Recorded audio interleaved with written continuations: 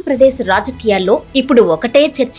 AP Congress పగ్గాలు మారబోతున్నాయా? YS Sharmila స్థానంలో కొత్త సారథి రాబోతున్నారా అంటే అవుననే అంటున్నాయి ఢిల్లీ వర్గాలు. ఇటీవల రాహుల్ గాంధీ హైదరాబాద్ పర్యటన తర్వాత ఏపీ కాంగ్రెస్ లో పరిణామాలు వేగంగా మారుతున్నాయి. షర్మిల పనితీరుపై హైకమాండ్ సీరియస్ గా ఉందా? అసలు డీసీసీ అధ్యక్షులు రాహుల్ కు ఏం చెప్పారు? ఇప్పుడు ఇదే హాట్ టాపిక్. ఇటీవల హైదరాబాద్ లో ఏపీ, తెలంగాణ రాష్ట్రాలకు చెందిన డీసీసీ అధ్యక్షులతో రాహుల్ గాంధీ ప్రత్యేకంగా సమావేశమయ్యారు. ఈ సందర్భంగా ఆంధ్రప్రదేశ్ లో పార్టీ పరిస్థితిపై ఆయన ఆరా తీశారు. అయితే మెజారిటీ అధ్యక్షులు పీసీసీ ప్రస్తుత పనితీరుపై అసంతృప్తి వ్యక్తం చేసినట్టు తెలుస్తోంది. పార్టీ గ్రాఫ్ ఆశించిన స్థాయిలో పెరగలేదని, క్షేత్రస్థాయిలో కేడర్ ను సమన్వయం చేయడంలో వైఫల్యాలున్నాయని వారు కుండబద్దలు కొట్టినట్టు సమాచారం. ఈ ఫీడ్బ్యాక్ విన్న తర్వాతే హైకమాండ్ మార్పు దిశగా ఆలోచన మొదలుపెట్టిందనే ప్రచారం సాగుతోంది. షర్మిల పీసీసీ బాధ్యతలు చేపట్టిన తర్వాత అధికార కూటమిని వదిలేసి కేవలం వైఎస్ జగన్ మరియు వైసీపీనే టార్గెట్ చేస్తున్నారనే విమర్శలు వినిపిస్తున్నాయి.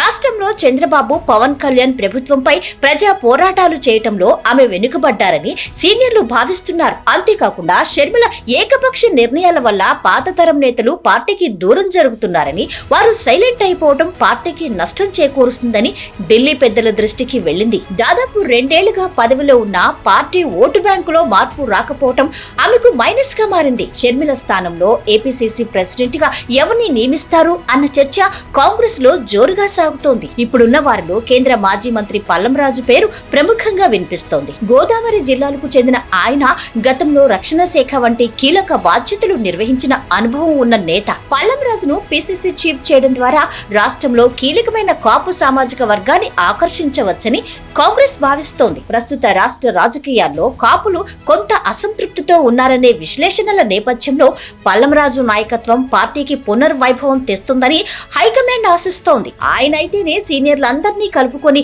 వెళ్లగలరనే నమ్మకం కూడా వ్యక్తమవుతోంది. మరి షర్మిల పరిస్థితి ఏంటి? ఆమెను పార్టీ పక్కన పెట్టేస్తుందా అంటే లేదనే సమాధానం వినిపిస్తోంది. వైఎస్ఆర్ తనయుగా ఆమెకున్న గుర్తింపును దృష్టిలో ఉంచుకుని ఆమెను ఏఐసీసీ స్థాయిలో తీసుకెళ్లాలని కాంగ్రెస్ యోచిస్తోంది. జాతీయ రాజకీయాల్లో ఆమెకు కీలక పదవిచ్చి గౌరవప్రదంగా ఏపీ బాధ్యతల నుంచి తప్పించే అవకాశం ఉంది. అయితే పల్లంరాజు ఈ ముళ్ల కిరీటాన్ని ధరించడానికి సిద్ధంగా ఉన్నారా? షర్మిల ఈ మార్పును ఎలా స్వీకరిస్తారు అనేది తెలియాల్సి ఉంది. మరి ఏపీ కాంగ్రెస్ లో జరగబోయే ఈ పెను మార్పులు పార్టీకి మేలు చేస్తాయా? పల్లంరాజు చేతికి పగ్గాలు వెళ్తే కాంగ్రెస్ పుంజుకుంటుందా? మీ అభిప్రాయాలు కామెంట్ రూపంలో తెలియజేయండి.